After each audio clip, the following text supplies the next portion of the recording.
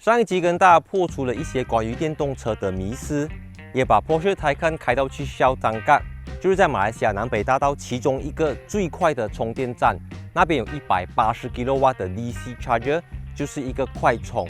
当然，在上一支影片我们也跟观众抛出了一个问题，就是说平均每一天你的行驶里程是多少？接下来我就念出几则观众留言。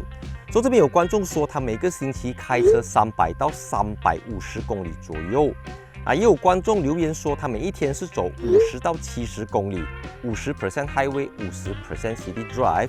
当然也有人说他们在小地方就是每一天只要用10公里左右罢了，只是到周末要出远门的时候才会走到60公里。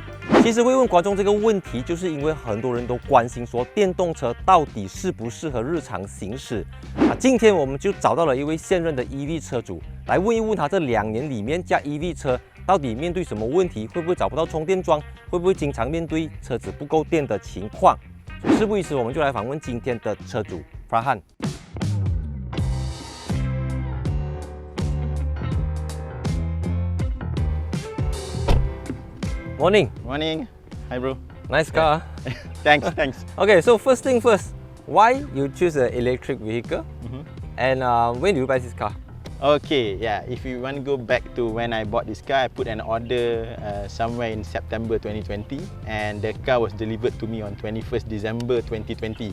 Okay. And since then, I think about 16 months, I've traveled about 38,000 kilometers with this car. Why EV? Because it's the latest technology and it's the latest trend that the world is going forward. So I'm sure you got a lot of choices, right? Yeah. So why you choose a Tesla Model 3? During that time in 2020, there's not much option actually.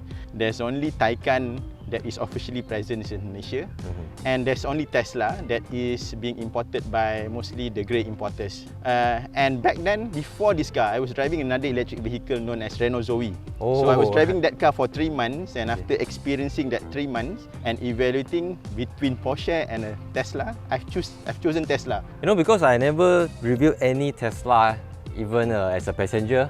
So can we have a drive? Yeah, let's go. Let's go.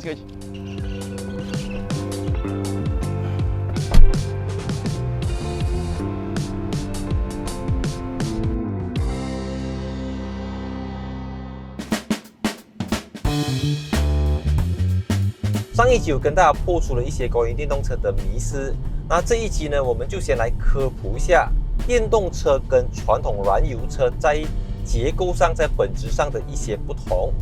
打个比方，像我们现在坐在这台 Tesla 呢，它是没有引擎、没有 engine， 也没有变速箱、没有 gearbox 的啦。所以一般上车子都会有档位嘛，都会有 gear， 我们说 5 speed、6 speed、7 speed、8 speed。那这个车子是其实只有 1 speed， 因为它不需要透过这个齿轮的切换来达到升档或者是 reverse 退车的这个作用，它只需要一个 gear 就能够让车子退后往前走，走到多快都是处于一个 gear。当然最大的不同就是在于排气管了，因为没有引擎之后就没有燃烧，没有燃烧就没有排放，所以这台车子是没有 exhaust pipe 的。所以在车子的这个布局，底部只有电池、电动马达来驱动车子。那我们现在就来访问一下车主关于这台车子的一些体验。So, Farhan, can you share to us about your driving experience being an EV owner? What's your experience? I've been driving EV for the last almost 2 years, and this Tesla specifically for 16 months. In the first week that I got this car, I actually drove about nearly 4,000 kilometers within just 3 days. Wow. KL, JB, KL, and then KL to Kuantan, Kuala Terengganu, back to Kuantan, and then back to Johor. Yeah, because normally people say EV is just a city drive, right? Only for the short distance, but you managed to finish. Yeah. For us EV driver, planning before we drive is very crucial. If I reverse back about 8 months ago, we only have at that time only 2 fast charger, which is at Aikero northbound and Aikero southbound. So going to Johor was not a problem. Okay. But going to Penang, you really got to plan. So if I need to go to Penang about 6 months ago, I need to actually very disciplined in my driving. So we have collected a few questions from the audience. Like the first question is the import and excise duty road tax for the EV car. Is it higher than a ICE car, a petrol car? I bought this car when there's no tax exemption yet. Okay. What I can say, the import tax and the excise duty is similar to ICE car before the exemption. But when government announced in the budget for 2020 tax exemption, zero import tax, zero excise duty for tax. the period, and zero road tax, I think this is the right time for people if they want to consider switching to EV from ICE to EV. So the second question is, does charging an EV at home spike your electric bill? Like, you know, normally our electric bill, I don't know, is 100 or 200, but if you're charging at home, what about your electrical bill? Yeah, my experience again, if I take even at the highest rate of a TNB bill, which is 57 cents per kilowatt, my electrical bill only goes up between 250 to 300 ringgit per month, depending on the mileage. And that 250 to 300 ringgit is about 3,500 kilometers of mileage on a monthly basis. I see. So if you take that equivalent mileage to an ICE car, probably I can say safely maybe around 30 to 40% saving if you are driving a petrol car. I see. Yeah. So the third question I think is a lot of people have asking you about the maintenance because there's no lubricant, right, for the engine oil and the gearbox oil, anything. So how do you maintain this car? My 16-month journey, 38,000 kilometer. The most thing that I do for maintenance is topping up my the tire pressure, maintaining the tire pressure, as well as topping up the wiper fluid. Oh. That is the most that I do. And at last month, I did send my car for a tire rotation and wheel balancing. Okay. That cost me around 200 ringgit. On last Monday, I changed my tire, which is my biggest maintenance so far. So, well, you can compare that if you are driving an ICE.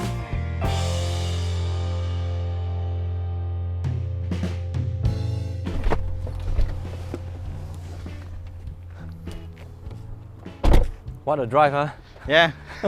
Okay, so do you regret of buying an EV?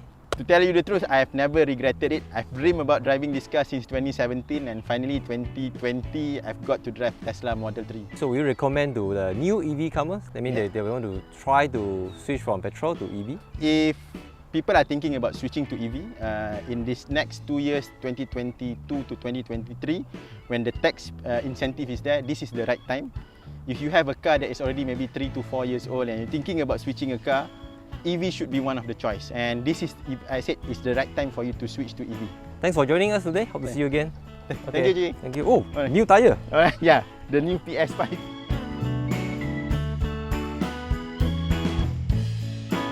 Bye。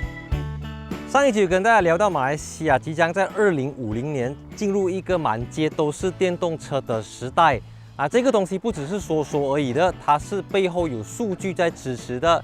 我们来看一下接下来这个片段，你就知道为什么我会这么说了。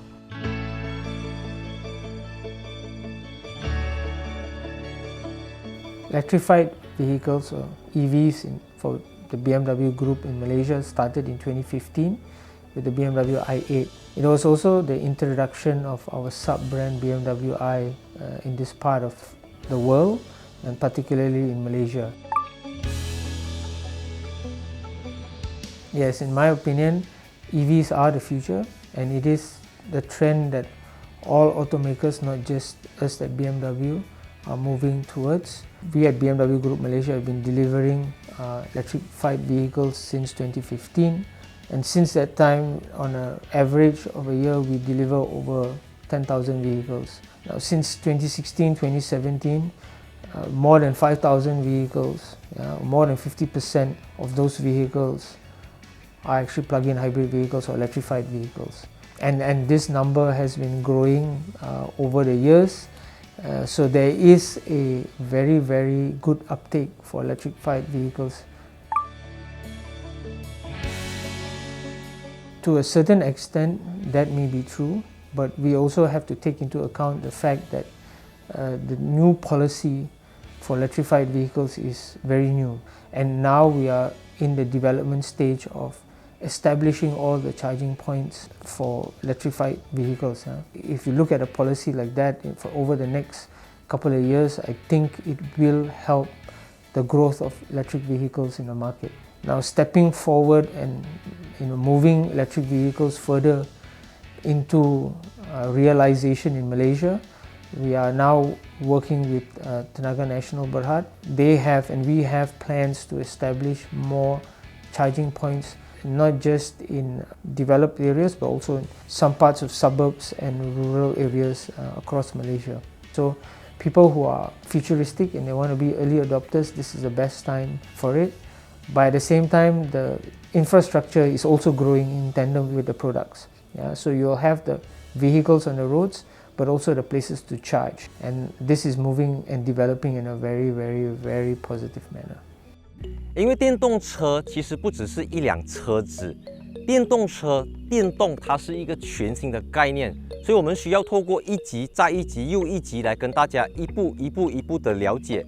说上一集可能我们聊的更多是理论上，更多聊的是一些数据上的东西。那这一集我们就带大家来用一个更实际、更现实的角度来了解。像我们访问了车主，我们也访问了汽车品牌的代表，所以它不再只是纸上谈兵，而是用更实际、更直接的方式来让大家了解未来你将会遇到什么东西。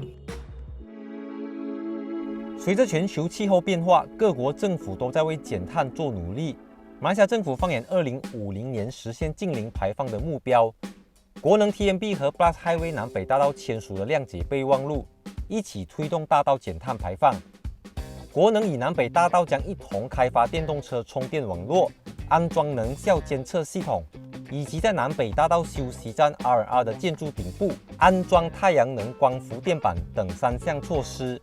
相信不久的将来可提供电动车用户更安心便捷的行驶过程。影片的最后再跟大家做一个小小的问卷调查，就是说你曾经有没有想过购买电动车？那如果你心动还没有行动，是什么原因阻止你购买电动车？所以欢迎留言告诉我，我们将会在下一集跟大家讨论这个 topic。